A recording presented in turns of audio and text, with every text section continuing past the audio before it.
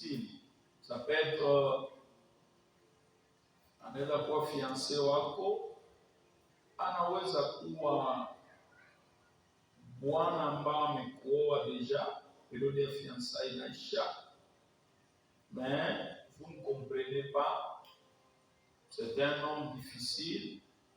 Alors, comment utaparvenir kumugere? Ni ile ambao tutajifunza na nyinyi kwa hizi siku ambao Bwana anatujalia neema. Amen. Tuandike Proverbe chapitre 14 verset 1er. Proverbe 14:1. Proverbe chapitre 14 verset 1er. Tasimama tusome basi. Tunasoma andiko katika jina la Yesu. La femme sage bâtit sa maison, et la femme insensée la renverse de ses propres mains. Parole de l'Éternel. Voilà. Donc ici, Biblia inatupatia deux types de femmes. Banabaki mbili. Kuna femme sage au mwenye hekima anajenga, na huyu mwingine mpumbavu anabomoa nyumba yake.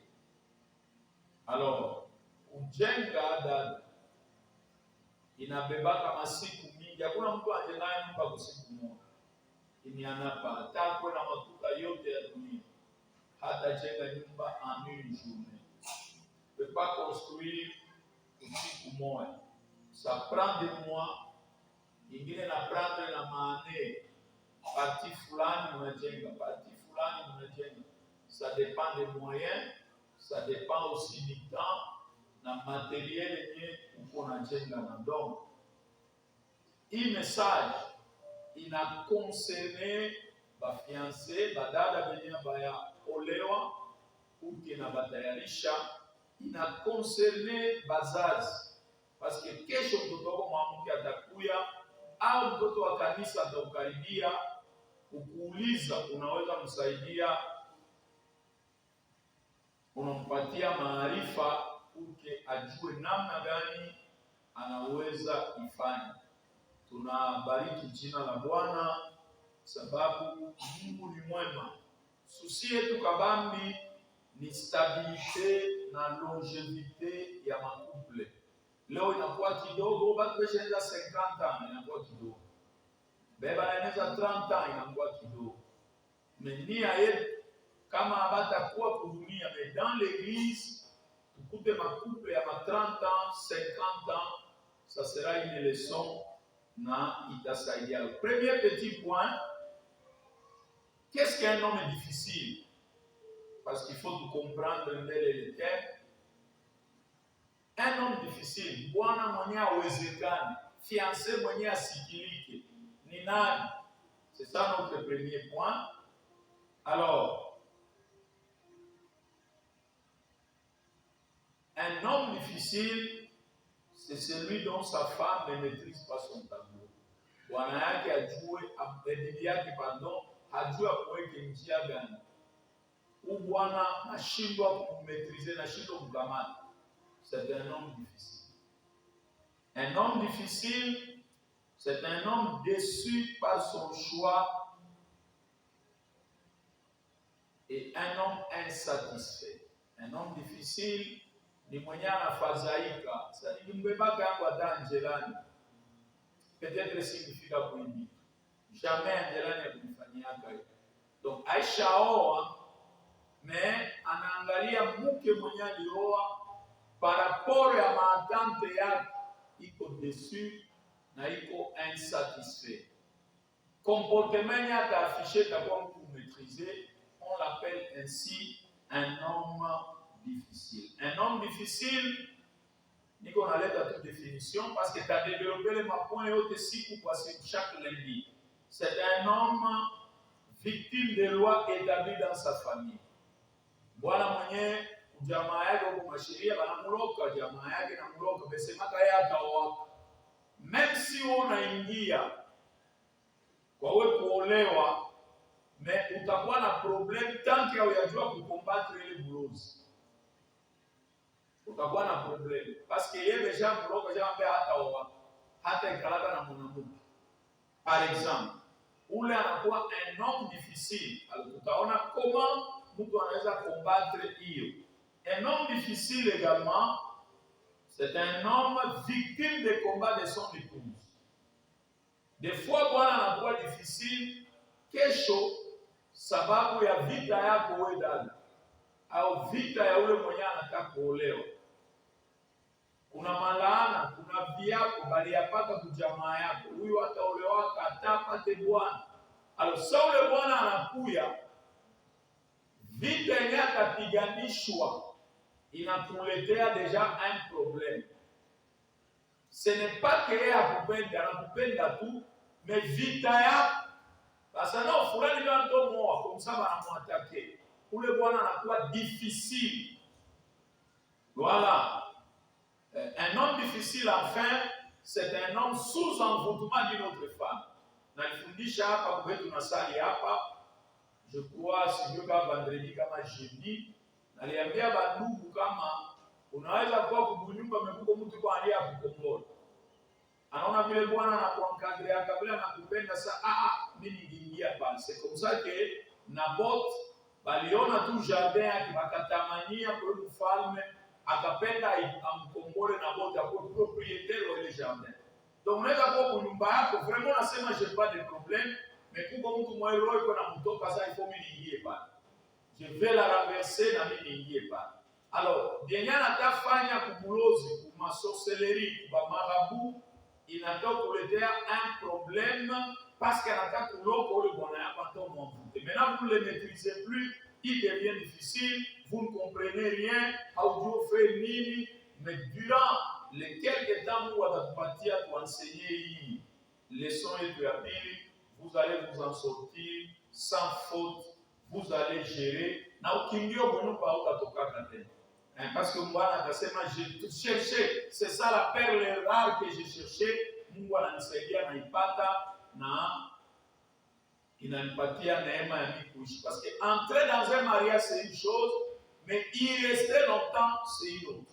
Mungu anaweza ingia kunyumba iko kiana, iko na masomo, iko na mali, iko na position, famille yake iko bien, ça ne dérange rien. Mais abakie kule nyumba 10 ans, 20 ans, ça veut dire kusema 30 ans, pale inakuwa vita za ya mtu yepeke.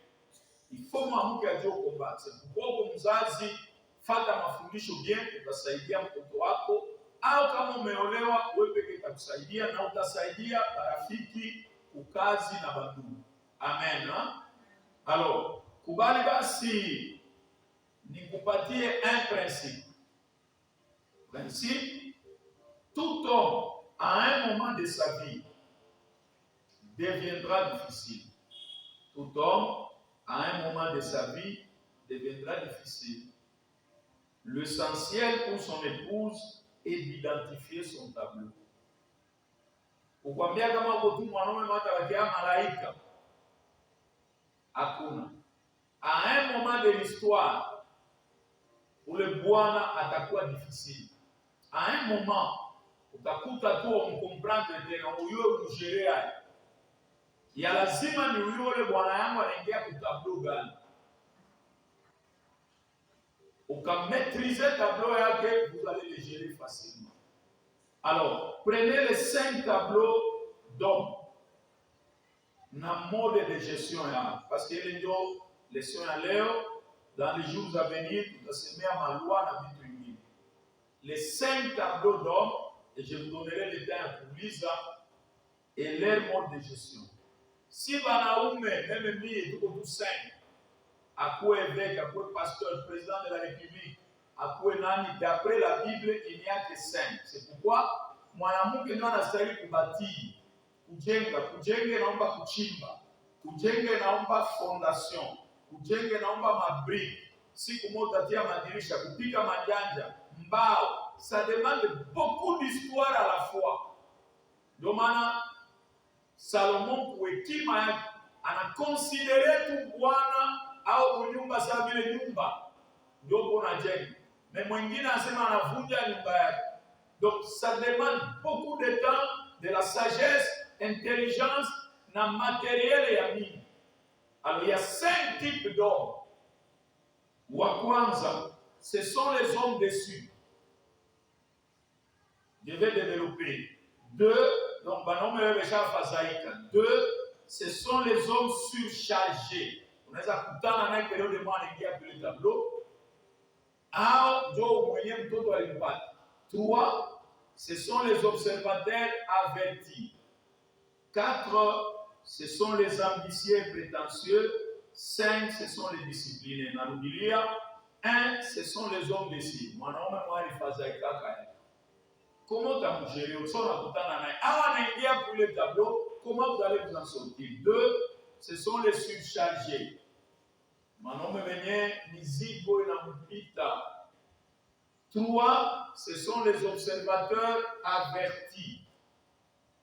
Yeko kimya unazani yeko sasa kibukusa. Iko yake tu kimya kwa na unafanya yote leo unapenda hata kuulizana hata kuambia. Mais il faut faire très attention na banaume sa vie. Mai yenyewe itembeake sana ni kana shimu mingi. 4, ce sont les ambitieux prétentieux. Yapendaka kuonekana, kujulikana. Na 5, ce sont les disciplinés. Bwana wa kanuni. Alors, on ne peut pas gérer un homme mwenye uyo tableau ya. Na hata unajua tableau, des fois anaweza toka ku tableau ya kwanza anaenda ku tableau ya pili. Ce serait une erreur pour une femme chrétienne. Asijue tableau ya bwana yake, c'est une erreur grave. Mais comme on a joua, ça va vous aider à changer les choses. Alors, prenons le premier tableau, les hommes déçus. Job chapitre 7, versets 3 à 4. Premier tableau, les hommes déçus. On avait Job chapitre 7. Verset 3 à 4. Andika tout parce que toi tu andika ma verset. Genèse chapitre 24, verset 67. Genèse chapitre 24, verset 67. 1 Samuel 18, 1 Samuel 18, 1 Samuel 18, 17 à 19. 1 Samuel 18, 17 à 19. Alors, madame sommet à Job chapitre 7, verset 3 à 4. Karibu basi sommet, comme ça, je vais aller un peu vite, vous allez m'interpréter. Job chapitre 7, verset 3 à 4. Mukuyake na mabible, bana unasoma, banakuletea micro, unasoma, ça nous permet de gagner du temps. Job chapitre 7, le micro s'il vous plaît, il a tout sommé, verset 3 à 4 pour éviter au tembe. Job chapitre 7, 3 à 4.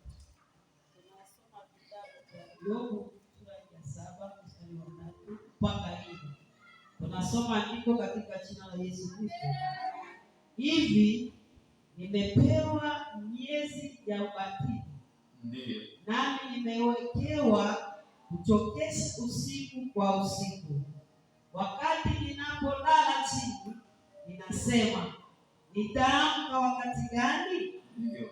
Lakini usiku ni mrefu, na ninajaa na kujitupa huku na huku hata mapambazuko. Amen. Amen. Alléluia.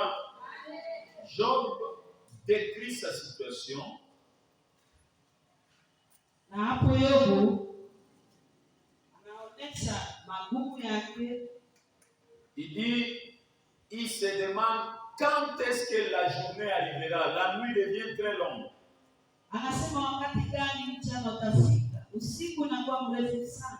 Donc ça peut arriver Inawezekana kufikia que vous tombiez entre les mains d'un tel homme. Unaweza anguka kwa mkono wa mwanaume mmoja. Un homme qui est déçu. Mwanaume mwenye anafadhaishwa. Un homme qui a connu une plaie. Mwanaume ambapo alikutana na kidonda moja fulani. La source, ça peut être un autre homme, ça peut être une autre femme.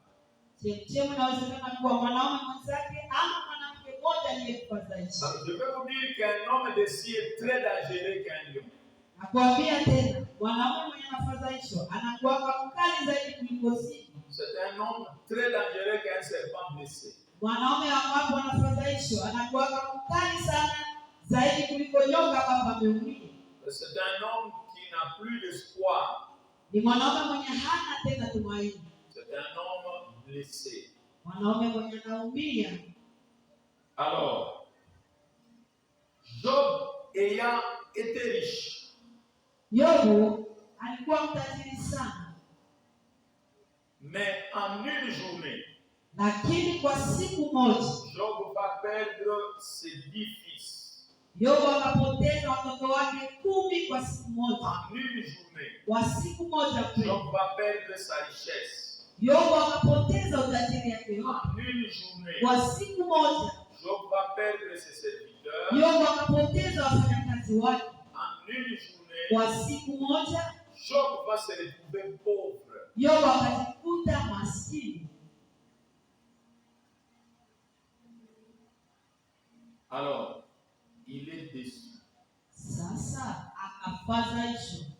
Il est très déçu. Akafadhaishwa sana. Jusqu'à dire qu'il n'a plus sommeil. Akafikia mwisho kusema kama hapate usingizi. Un homme déçu Mwanaume mwenye anafadhaishwa n'a plus sommeil. hakuwa na usingizi. Vous allez vous demander, mais vous ne dormez pas. Vous êtes au téléphone ou sur l'ordinateur ou à la télévision. Qu'est-ce qu'il y a? C'est un homme déçu, blessé.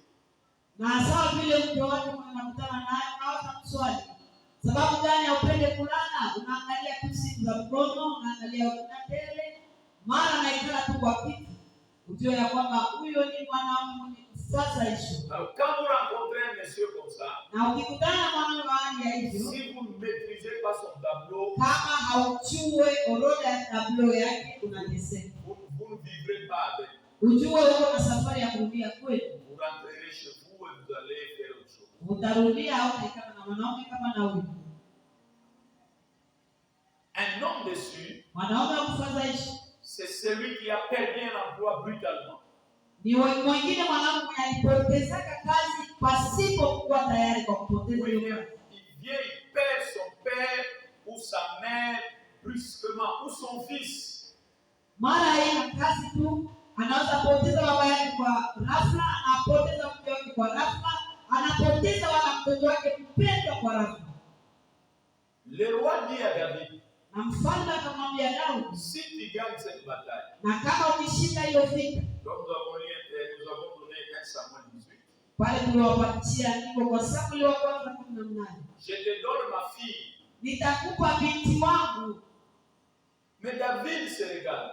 Sasa Daudi anajichunguza. Son père est pauvre. Baba yake maskini. Lui-même n'a pas de moyens. Yeye peke hana namna ya kuishi. Alors, au lieu que le roi lui donne, Bali ya mfalme apatie, le roi prend la fille là, donne à celui qui était riche.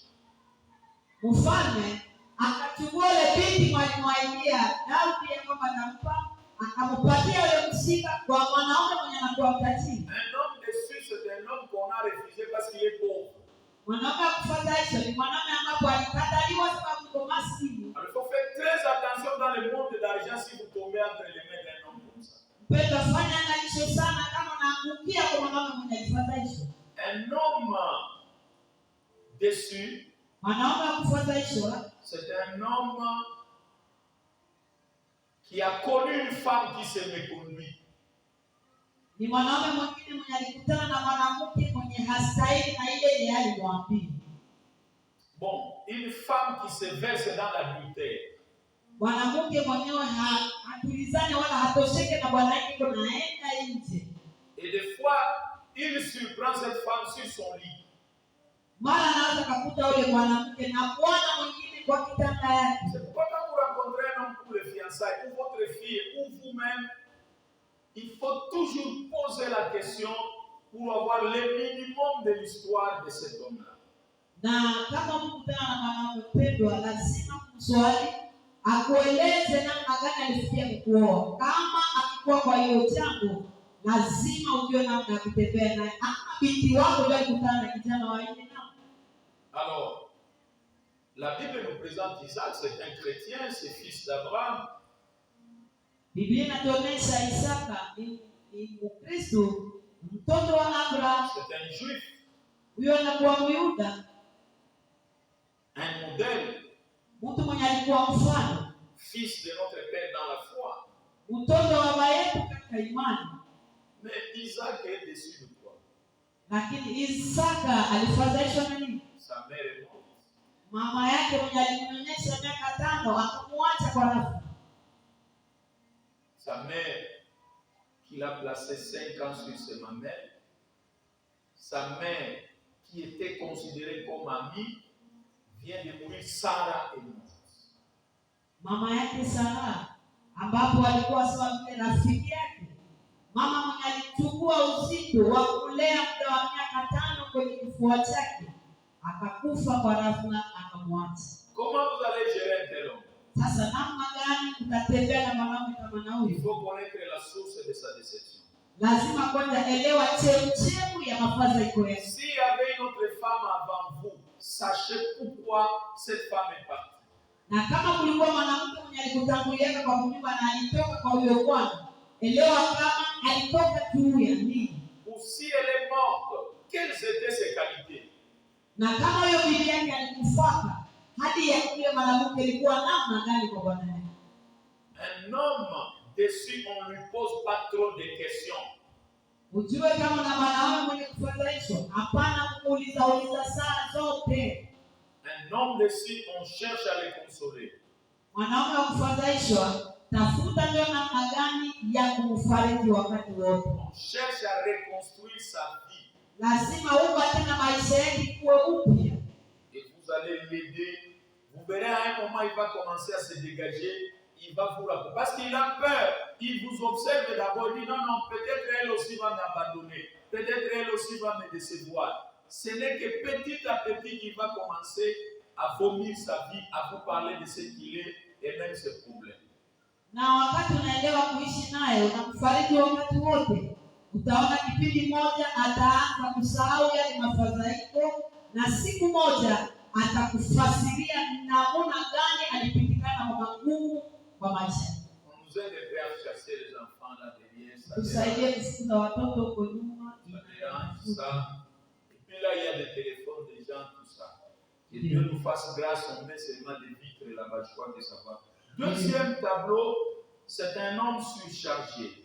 Na tunakuta mtu wa pili wa mwanaume kwa tableau hii tunatufundisha ni mwanaume mwenyewe anakuwa mwenye il est surchargé, il est dépassé. Anakuwa na mambo yanampita kukichwa. Oui, il est surchargé. Wanawaita liko dépassé wakati il est dépassé.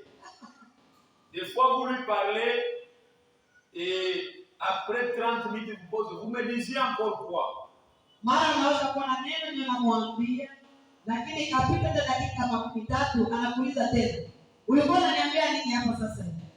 Prenez 2 Corinthiens chapitre 2 verset 5. Beba wa Korinto wa pili sura yake ya pili mstari wa 5. Non, vous allez nous lire Exode 18, 17, 18. Je reprends 2 Corinthiens 2, 5, Exode 18, 17, 18.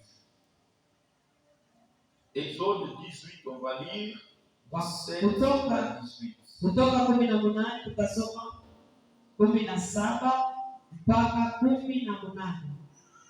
Kutoka 17 18 tutasoma 17 mpaka 18 katika jina la Yesu Kristo. Tunasoma kutoka 18 17 mpaka 18 katika jina la Yesu Kristo. Mungu wa Musa akamwambia, neno hili unalolifanya si jema. Hakika utachoka wewe na watu hawa pamoja nao, maana neno hili ni zito zaidi kwako, huwezi kulifanya peke yako. Amen. Amen. Ici c'est le beau-père de Moïse, Jéthro. Hapa ni baba yake mkwe na Musa, Yethro. La Bible dit, il arrive au désert. Biblia inasema anafika kwenye jangwa. Et il regarde Moïse travailler. Anamwangalia Musa yuko anafanya kazi. Sa fille est à la maison. Binti wake huyu. Mais Moïse travaille depuis le matin à 6 heures jusqu'à 22 heures. Lakini Musa alikuwa akitumika tangu mapema hadi usiku. Il juge les gens, il prie pour les gens, il réconcilie les gens. Anaombea watu, anaunganisha watu, anaongea pia na watu. Alors j'ai trop dit non, c'est trop. Naye Claude akasema hapana, inapita. Tu risques de mourir avant que ma fille ici restera belle. Unawezekana kufa mbele ya wakati na mtoto wako anabakia mjane. Est-ce que tu peux répartir le travail? Tunaweza gawanyana kazi. Donc un homme surchargé, Mwanaume mwenye anatamkiwa maneno, il est dépassé par le travail. mambo yanapita, hata kazi inapita maneno. Deux, le problème. Ya pili, jambo ni mengi. Il a beaucoup de problèmes. Jambo anayokuwa na mengi na nzito. Donc c'est un surchargé. Ni mtu mwenye anapitwa sana na Il maneno. oublie vite. Wakati wote yule bwana anasahau. Parce qu'il y a beaucoup de choses qui passent dans sa tête. Sababu kwa kichwa yake kuna majambo mengi yanapitika. Vous risquez de lui rappeler, on a dit hier, c'est dit, je ne sais plus. Unaweza kukumbusha jana tulisema hivi, anasema nishasahau. C'est un homme qui se fâche facilement. Ni mwanaume anakasirika kwa dakika chache. Il a une nervosité comme réaction. Saa yote yeye anakasirika. Il risque de décider à tout instant. Wakati wote anaweza kutia mpango yenye unajua kama haikuwa mpango. Même si vous voulez lui parler, il faut chercher le temps convenable, sinon il ne vous reçoit pas. Hapana kuongea naye wakati wote, lazima kutafuta wakati gani unaweza kumsogelea na kumwongelesha. Utakwazika kwa sababu upende tuongee. Non, tableau ya ile si chargé. Wewe ndio utafute occasion, sio unakuta kama hewa kidogo inapita, profiter kuongea naye. Voilà, c'est comme ça que Moïse était dépassé, n'avait plus le temps pour sa femme, pour ses enfants. Ndio kwa maana Musa hakuwa na muda, alikuwa na mashida, matatizo ilipita juu ya watu, juu ya mke wake, hakuwa na wakati hata juu ya watoto. Un homme surchargé se décharge sur sa femme. Na mwanaume mwenye anakuwa na majambo mengi, ujue ya kwamba hiyo majambo anamalizaka ni kwa mke wake. Des fois il tape sans réserve, il tape. Mara haona hata neno tunakosa, anakupiga. Il n'a pas le temps matériel pour sa femme. Hana muda, lakini ile majambo yake anamalizia kwa mke wake. Il force les lits, il n'a pas le temps de faire l'amour, tout ça. Il force. Mapendo kukutana, hana wakati, yeye ni nguvu tu. C'est un homme surchargé. Mwanaume mwenye majambo inapita kwa. Quitte le travail, il arrive, il a son ordinateur, il commence son téléphone, il a, je ne sais pas moi, sa télévision, et il est là, dépassé par les choses. Ou il sort, il part encore, il revient, il sort, ainsi de suite.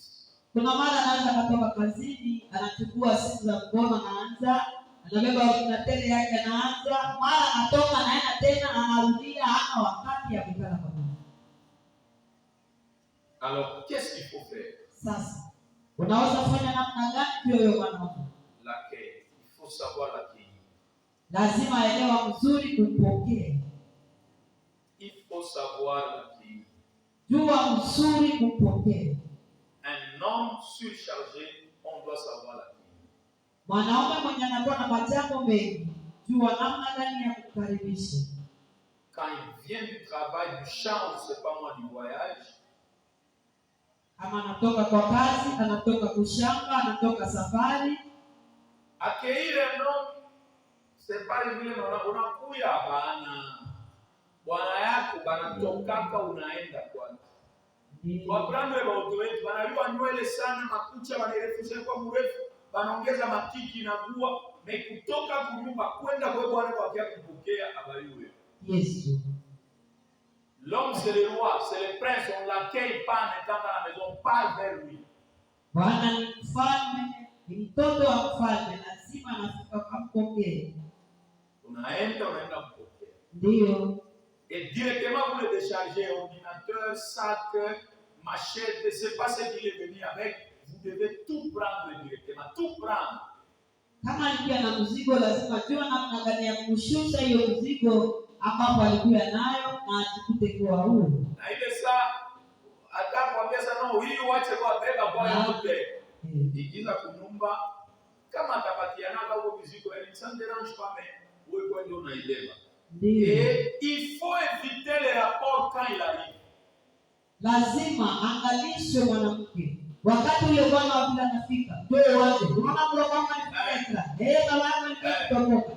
Tangazi ya. Sani na vile ilivunjika. Mama yako alikia hapa ilitukana. Oh, vous avez tout bouffé, il va sortir, il va partir. Saa zingine hata kuongelesha natoka tu yake anaenda tena. Même quand nous dit manger baba. Sama na chakula anaacha anaenda. Tu as faussé l'équation. Yaani pia na machango unafika tena na muongeza hivi. Shari zetu ya shari. Un homme, quand vous l'accueillez, enlevez-lui les souliers. Na ukipokea mume lazima kuwahi kutosha viatu. Oui. Débarrassez-lui des vêtements, soit de la forêt, soit du voyage, des vestes, ainsi de suite, des vêtements de bureau. Lazima kama alikuwa na mavazi ya kazi unamtosha hayo na unamsogezea kuvaa.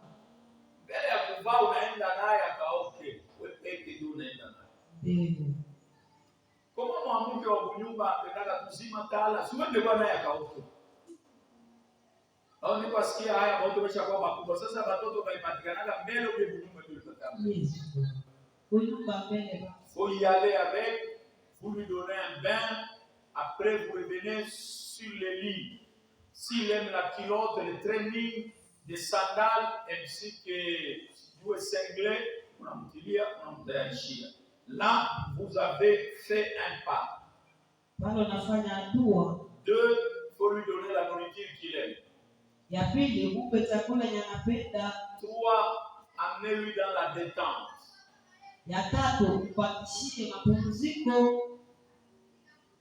Un film de quantité qu'il aime, ça peut marcher. Unaangalia hata kama una television yako unamtilele bande ambapo anafuaitaka anaanza iangalia. 4 c'est la propriété. Ya ine uswafi. N'accueillez pas un homme en étant sale. Uko buchafu tu uliloweka kulokola kivute basi na ile maji yote unatoka kule kuloweka mioko. Ile ile nguo ifanye kwa makazi lombela anaingia. Anakukuta na kile kiteni. Parce que pour un homme surchargé, ce sont les détails qui comptent.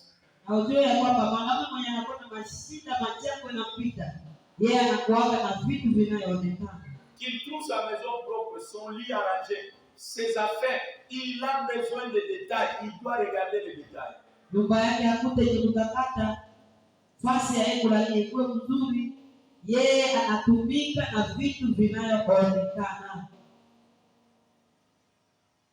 Il faut le féliciter.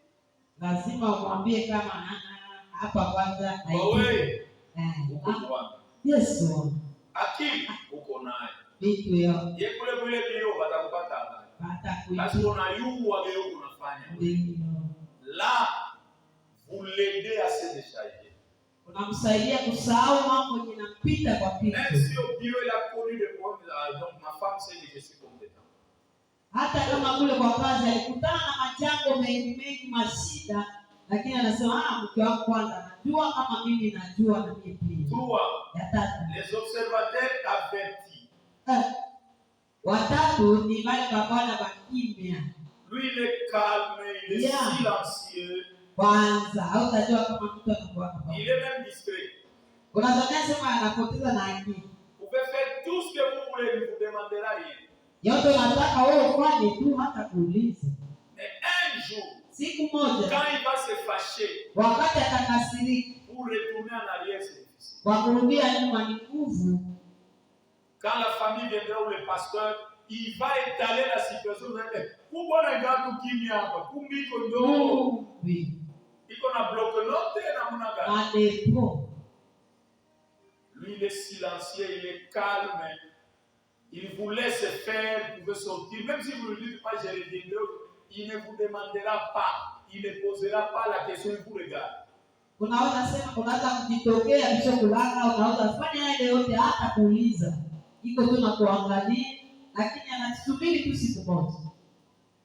Alors ce qu'il faut, lazima, il faut briser ce silence. Lazima kuvunja hiyo kimya.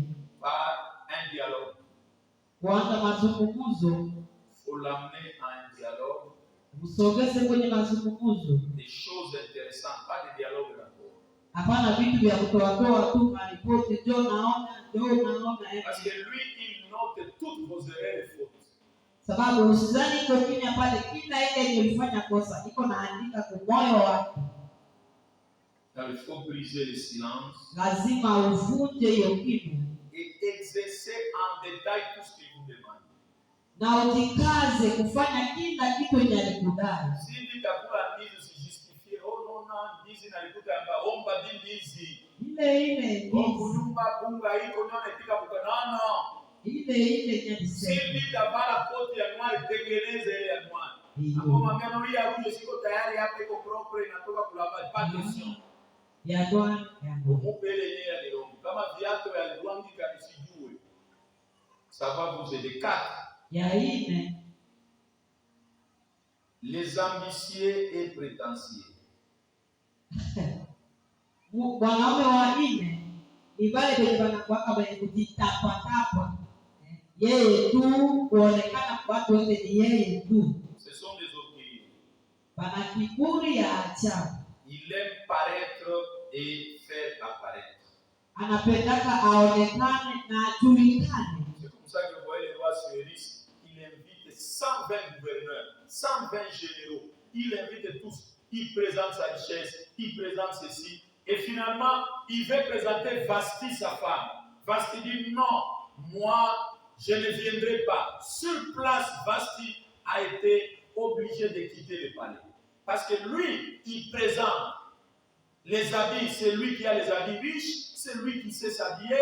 Il a la femme la plus belle. Il a la femme intelligente. Il a la bonne maison. Il a la montre chère. Tout ce qu'il a, il doit présenter. Lui, il est ambitieux et prétentieux. Na wale wanaume wenye kujitapa, kujionekanisha. Kwa mfano, mfalme Asuero ndani ya Biblia aliandika wagavana 112, akaandika majenerali, akaandika. Baada ya yeye kuandika akasema msubiri pale, nionyeshe mke wangu ambapo ninaye malkia mrembo zaidi kuliko wanawake wote. Na akamuita Vasti, akamuonekanisha kwenye watu. Vasti akasema sitaenda. Na watu wa vile wanapendana ni kuonekana. Yeye akivaa montre yake ndio ya mzuri, akavaa veste yake ndio ya bei, inato yake ndio ya mzuri. Yeye ndio mavazi ya mzuri, manyumba ya mzuri. Maana yake ni yeye anapendana vitu vya kuonekana. Il est dans l'école la plus meilleure de toutes les. Donc c'est lui toujours. Yeye alisomana na bazuku, waliendana nafasi fulani, maana yeye ni mtu wa kuonekana tu. Et s'il y a un poste, il voudrait occuper tous les postes.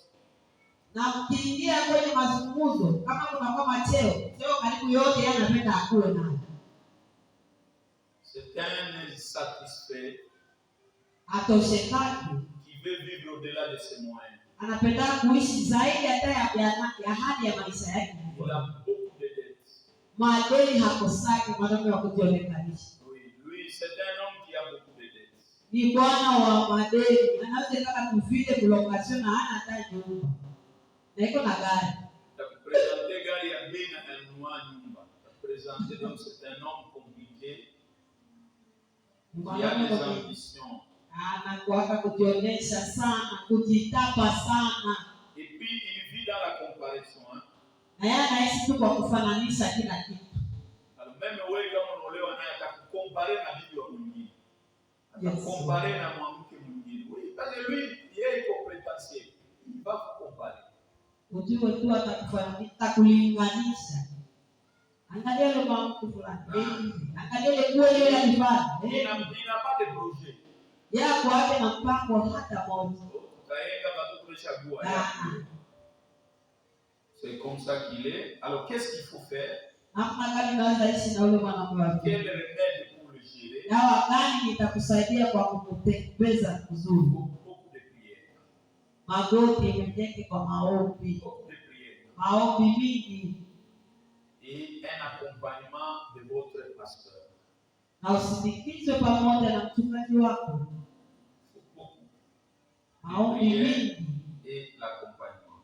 Maombi mingi na usindikizwe pastor wako. Vous savez, Nabal dans la Bible, Unamuona Nabali katika Biblia, c'est un fou.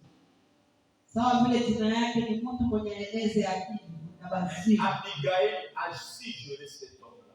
Lakini mke wake jina yake Abigail alijuana namna ya kutembea na ule bwana. C'est quelqu'un qui faisait des fêtes chaque jour. Lui se disait, je suis comme ça, je suis tel, je suis tel. Et un jour, David dit, je vais le tuer.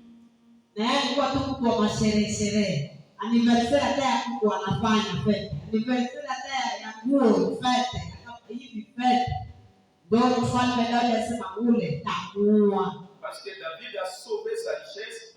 Mais un jour, David demande qu'il lui donne l'argent, la nourriture. Il dit, je ne connais pas David a conseillé. David dit, ça va, moi j'ai risqué ma vie, je vais te tuer. Na mfalme Daudi kwa siku moja akiokoa uvuko ya ule Nabali, lakini Nabali kwa turu yake. Mfalme Daudi akamwambia msaidie na chakula namna ya kulisha pia nyama yake, amsaidie na nusu ya chakula. Akauliza eti Daudi kwanza ndio nani? Na ndio mfalme mwenyewe yuko na mtawala. Daudi akasema lazima nitamuua. Donc, il faut l'improvisation. Lazima mtu namna gani ya kumstusha. Ndio. Anampatia kwa mfano leo tunafanya anniversaire ya mtoto 500,000 kwa 20,000, 50,000. Kesho anamwambia tutafanya kitu fulani 1 million. Huko unaweka kidogo. Kidogo inaendelea unanunua sahani kunyumba. Inaendelea unanunua kiti. Et un jour atastuka ushanunua parcelle ushajenga. Sinon ukichwa yake kuyenga itakuwa. Hakuna. Alors, enfin, je t'aime donc, il faut le bon sens, c'est ce que j'appelle le bon sens ou la sagesse. Lazima uwe na hekima na mwelekeo mzuri. Les disciplinés. Wale watu ya makanuni sasa. C'est un homme de principe. Ni mtu mwanakuwa na mipango. Lui sait que sa femme ne peut pas parler à un autre homme sans son autorisation. Kwake yeye, bibi yake hawezi kuzungumza na mwanamume mwingine kama kumlomba yeye ruhusa. C'est un homme de principe. Ni mwanamume wa mipango. Lui, il fait tout sur base de principes. Anafanya yote na makanuni. Il s'appuie sur des principes. Yeye anataka kila kitu anasogelea ni kanuni. Il ne parle que des règles, principes et tout ça. Yeye anasema tu juu ya mipango, juu ya makanuni. Très rigoureux. Anakuwa kama kali sana. Si la femme ne doit pas être en dehors de sa maison à partir de 18h30, ça c'est un principe pour lui. Mke wake mara kafika saa 12 ya magharibi haiko kwenye mpango, unapata shida. Hiyo ni kanuni yake. Kwake ni makanuni na kanuni. Ndio. Bora mpenda mama yako, attention na uko na wewe. Muongee